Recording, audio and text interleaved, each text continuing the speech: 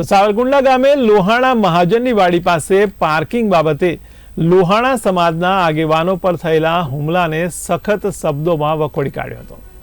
ત્યારે ઉના લોહાણા સમાજ દ્વારા આ મામલે મામલતદારને આવેદનપત્ર પાઠવવામાં આવ્યું હતું તેમજ ગુનેગારોને કડકમાં કડક સજા કરવામાં આવે તેવી માંગ કરવામાં આવી હતી।